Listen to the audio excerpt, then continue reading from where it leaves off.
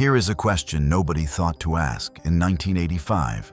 What happens when you take the most legitimately dangerous man in professional wrestling and put him inside a system specifically designed to make sure nothing real ever happens? The WWF's response, it seems, was simple.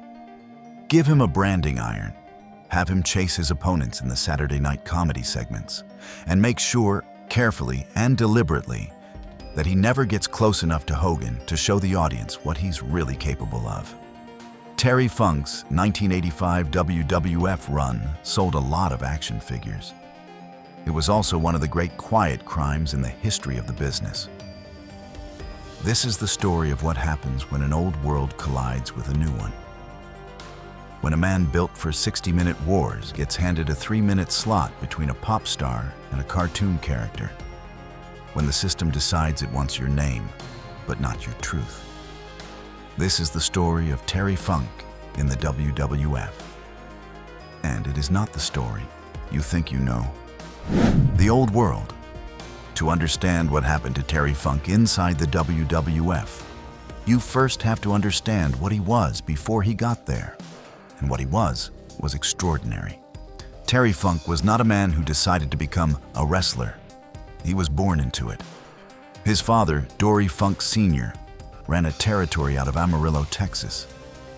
The business was not something the Funk family did. It was something they were. Terry grew up inside the ropes, understanding from childhood the weight of what the industry expected from a man who carried its name. The country was divided into regional promotions, each with its own towns, its own television, its own stars. These territories were the lifeblood of the industry. They were run by promoters who, in many cases, had inherited the business from their fathers.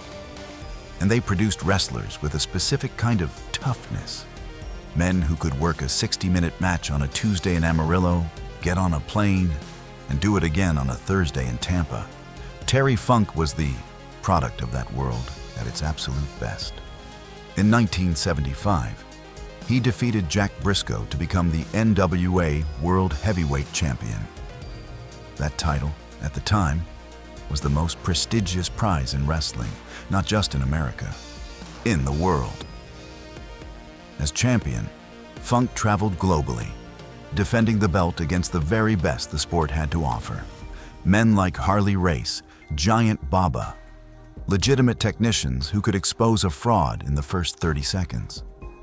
Funk defended against them all, in Australia, in Japan, in Singapore, and he did it with a style that was physical, real, and demanding in a way that the WWF's later productions would never quite replicate. His championship reign lasted 14 months. When it ended, his reputation did not go with it. If anything, it grew. By 1983, Funk had developed what would become his defining persona. In Japan, for All Japan Pro Wrestling, he staged a legendary retirement. The moment became known simply as the Forever Farewell. A crowd of Japanese fans who treated him like visiting royalty watched him seemingly walk away from the business forever. Except Funk could not stay away. And his inability to quit, his refusal to accept that his time was done, gave birth to what people in the industry called the middle-aged and crazy character. A man who seemed to be losing his grip on reality in his pursuit of one more fight. It was brilliant psychology, and it was genuine. When Terry Funk arrived at the WWF in June of 1985, he did not arrive as a prospect.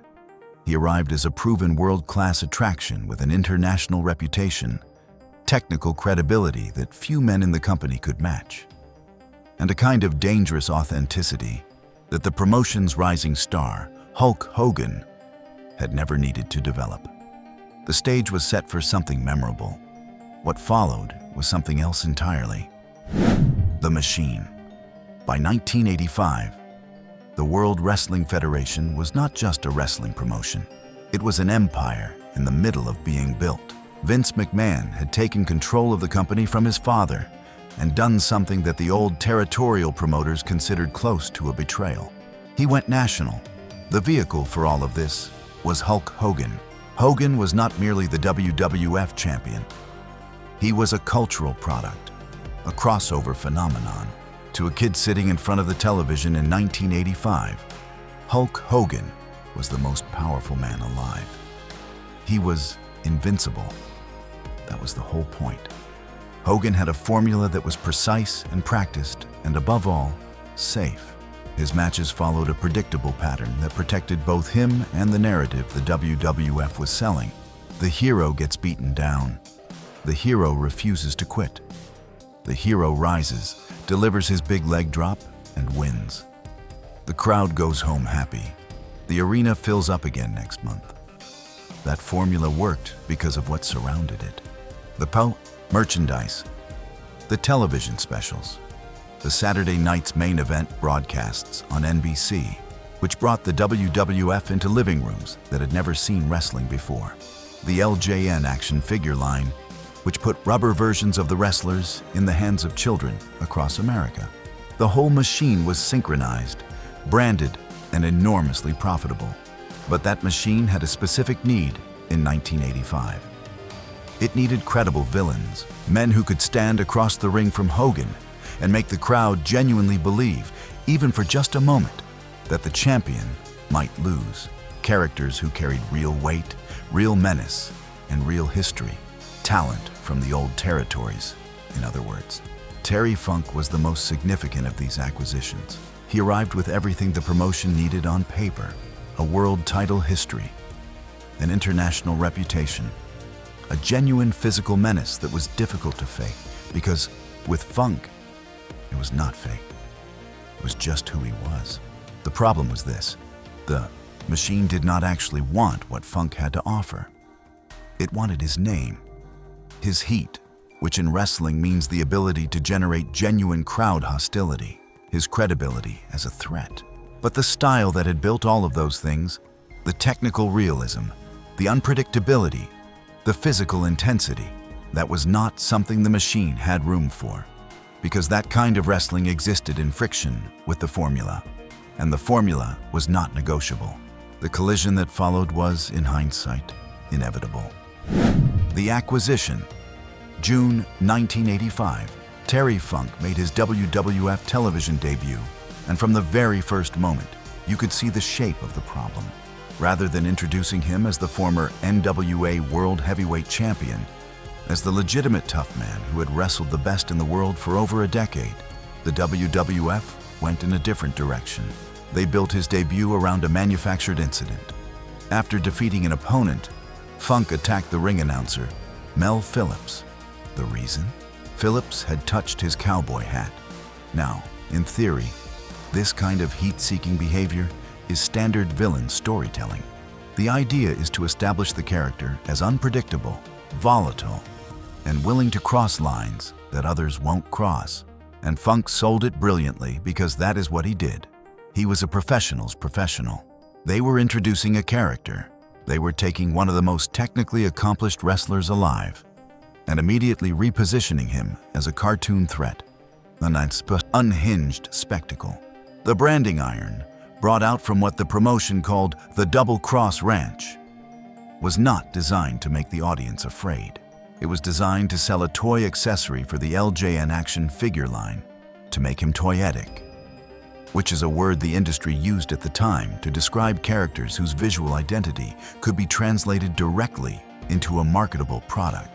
And beneath all of this, something more significant was happening.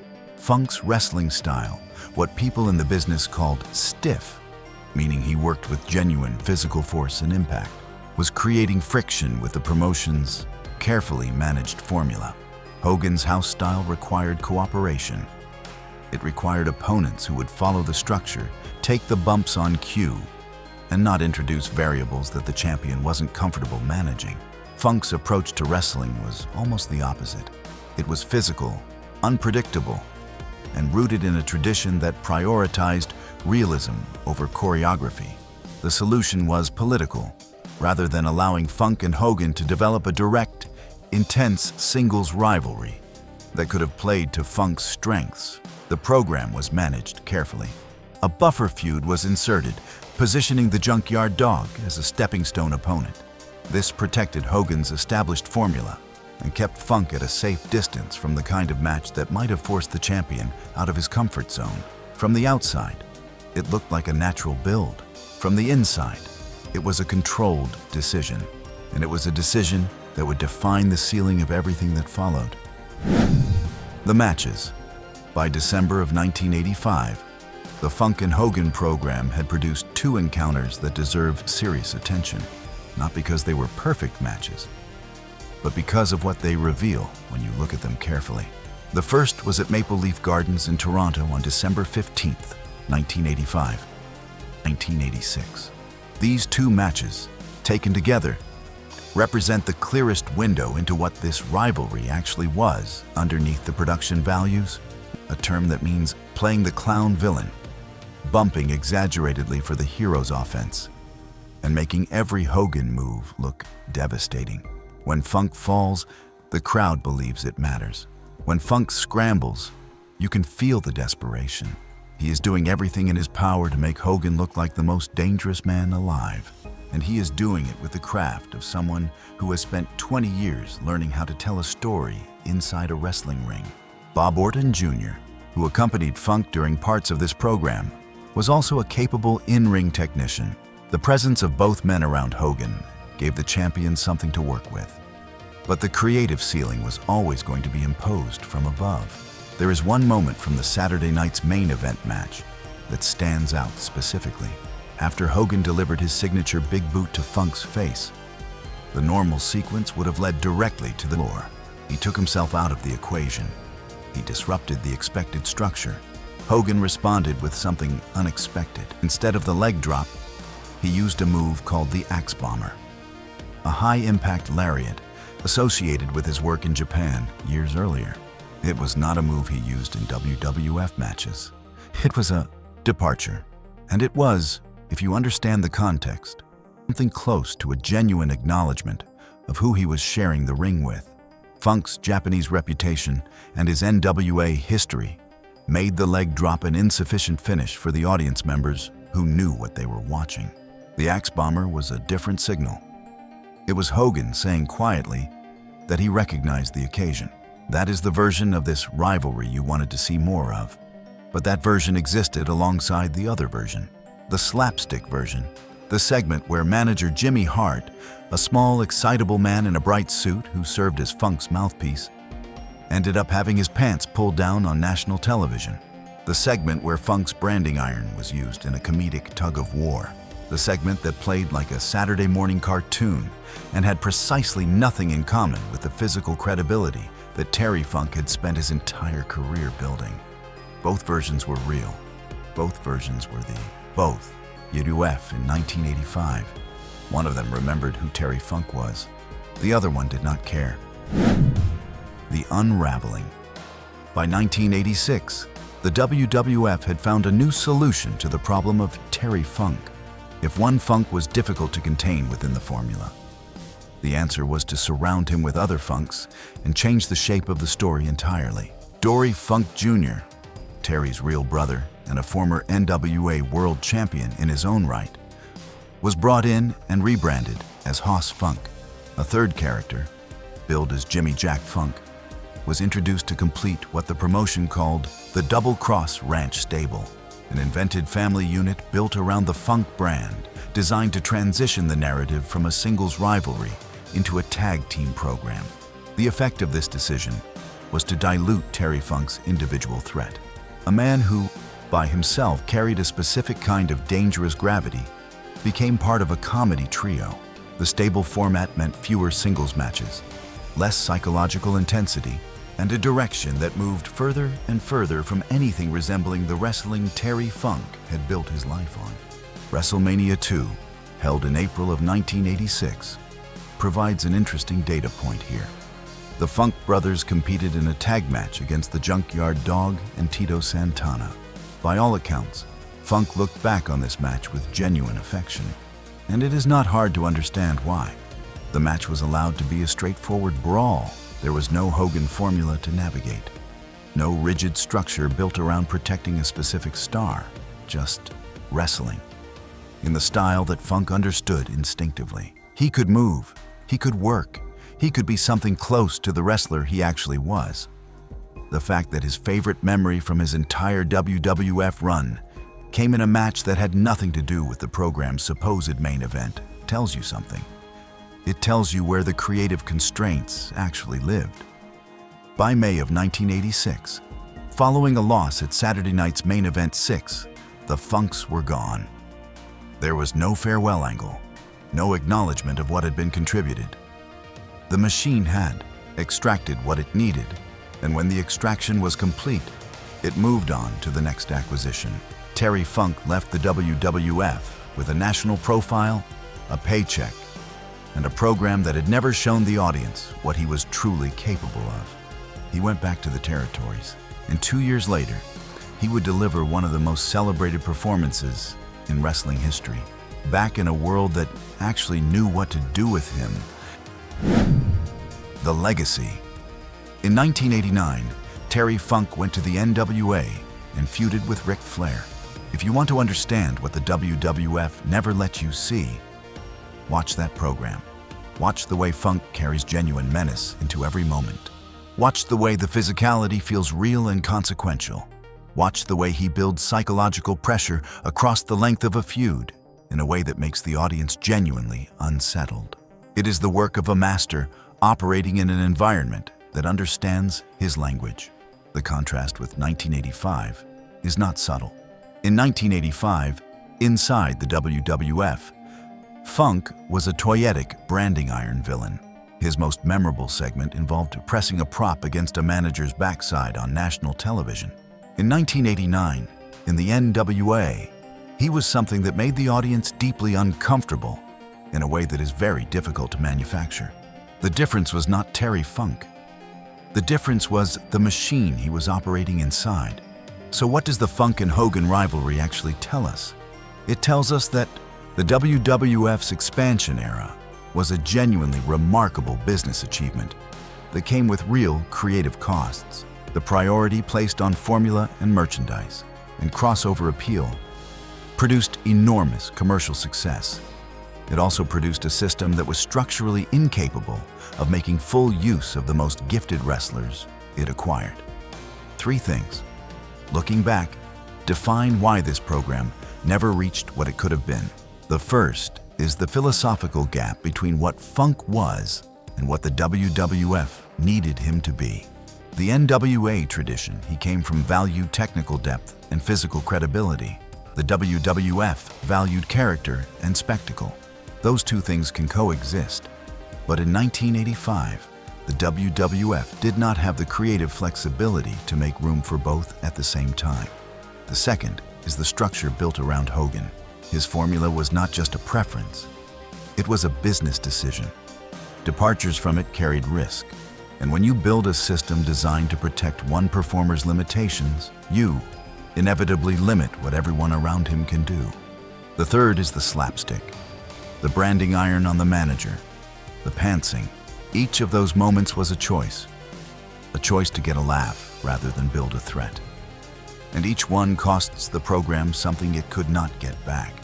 When you make the villain funny enough times, the audience stops believing he is dangerous. And when the audience stops believing the villain is dangerous, the hero stops meaning anything either. Terry Funk navigated the machine. He cashed the checks. He did the work professionally, as he had always done, in every territory, in every arena, in every country that had ever asked him to perform. He was never anything less than a professional. But the version of Terry Funk that the WWF presented to the country in 1985 and 1986 was a reduced version, a borrowed version, an image designed to move product rather than tell a real story. The real story was already there. It had been there since Amarillo. It just required a room big enough to hold it.